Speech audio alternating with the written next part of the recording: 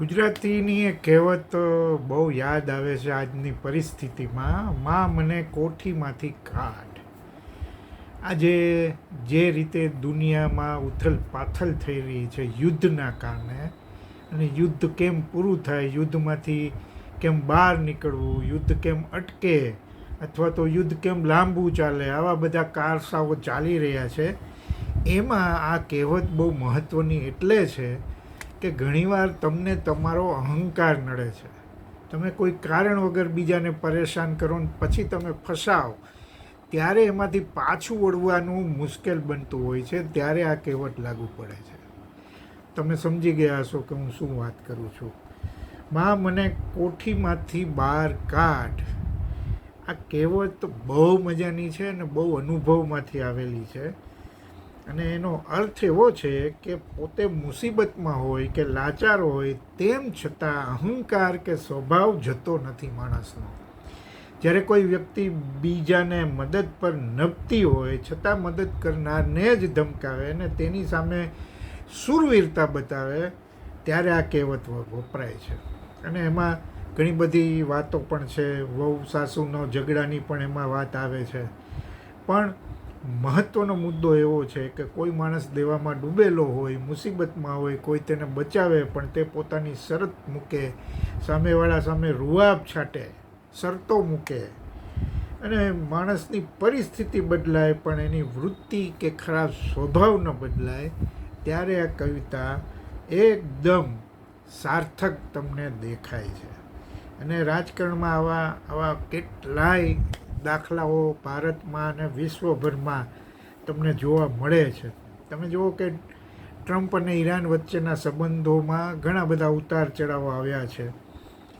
પરમાણુ કરારની જે વાત હતી એમાંથી અમેરિકા ને બહાર કરાર અમેરિકા માટે આ નુકસાનકારક છે, અને પછી સાવ વાત બદલી નાખે છે. પ્રતિબંધો લાદવામાં આવે છે. એનો ભોગ આપણે ભારત પણ બનીએ છીએ. અને મેક્સિમમ પ્રેશર, એની જે નીતિ છે અમેરિકાની, અને ઈરાનને આર્થિક રીતે ભીંસમાં મૂકવું, વાટાઘાટોના મેજ પર લાવવું. અત્યારે જે ચાલી રહ્યું છે કે તુર્કી ને પાકિસ્તાનના કેટલાક દેશો બંને વચ્ચે સમાધાન થાય એ માટે કામ ચલાવી રહ્યા છે. અને લગભગ વાત બની રહી છે. હવે કઈ શરતો, કેવી રીતે આ યુદ્ધ અટકે છે, એ બહુ મહત્ત્વનું છે. અને આવું ઘણી વાર પછી વિક્ટિમ કાર્ડ પણ વપરાતું હોય છે. આપણે ભારતમાં પણ જોયું છે ને વિશ્વના દેશોમાં પણ જોયું છે. જેમ કોઠીમાં પૂરાયેલી વ્યક્તિ મદદ માટે બૂમ પાડે, એમ જ આ વ્યક્તિઓ ડીપ સ્ટેટમાંથી કે ષડયંત્રોમાંથી બહાર કાઢો એવી અપીલ કરતો રહે છે. અને આવી ઘટનાઓ એક નથી પણ અનેક છે. અને મજાની વાત એ છે કે આવી કહેવતો છે ને બીજી ભાષાઓમાં પણ એટલી જ છે અને બહુ મજાની છે. બહુ સરસ જે હિન્દીની જાણીતી કવિતા છે, હિન્દી પ્રોવર્બ જેને ઇડિયમ્સ કહેવાય, આબેલ મુજે માર. જાણી બૂજીને મુશ્કેલી વોરવી, અને નેતાઓ પોતે એવું નિવેદન આપે કે તેમને કોઠીમાં પૂરી દે, ત્યારે આ વપરાય છે. ગલે કી ફાંસી બનના, એવી પરિસ્થિતિમાં ફસાવવું કે જીવલેણ કે અત્યંત પજવણીકારક હોય, આવું જ આપણે અત્યારે જોઈ રહ્યા છીએ. ખુદ કી ખોદી હુઈ ખાઈ મેં ગિરના. બહુ મજાને છે. જે ખાડો ખોદે છે એ જ પડે છે. આ એવી વાત છે. અંગ્રેજીમાં પણ આવી સરસ મજાની કહેવતો છે અને બહુ ઇન્ટરેસ્ટિંગ છે. To be caught in a trap of one's own making. પોતે જ બનાવેલી જાળમાં ફસાઈ જવું. ટ્રમ્પ ઈરાન વચ્ચે જે અત્યારે ચાલી રહ્યું છે, એમાં આ મીડિયામાં ઘણીવાર આ આખો પ્રોવર્બનો બહુ ઉપયોગ કરવામાં આવે છે. બીજો એક બહુ સરસ છે, to be between the devil and the deep blue sea. આગળ ખાઈ ને પાછળ કૂવો, આપણે ત્યાં એવી કહેવત છે.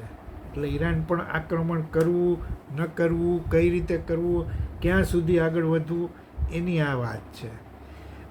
બીજી એક છે, હોઇસ્ટ બાય વન ઓન પેટાર્ડ. આ એક બહુ પ્રખ્યાત શેક્સપિયન વખતનો રૂઢિપ્રયોગ છે, જેનો અર્થ એવો છે કે જે વિસ્ફોટક તમે બીજા માટે બનાવ્યો હોય તેનાથી તમને પણ નુકસાન થાય. એક બીજું છે પેઇન્ટિંગ વનસેલ્ફ ઇન્ટુ એ કોર્નર. રૂમમાં કલર કરતાં ખૂણામાં એવી રીતે પહોંચી જવું ને હવે બહાર નીકળવા માટે ભીના કલર પર ચાલવા સિવાય કોઈ રસ્તો ન મળે. આ રાજકીય મડાગાંઠમાં બહુ એકદમ પ્રોપર વેમાં લાગુ પડે છે. એટલે માં મને કોઠીમાંથી કાઢ એવી પરિસ્થિતિ ન થાય એવા તમારા નિર્ણયો હોવા જોઈએ ને એ નિર્ણયમાં મક્કમતા હોવી જોઈએ. બાકી માં મને કોઠીમાંથી કાઢ એમ કહેવું પડે. આભાર, ફરી મળીશું.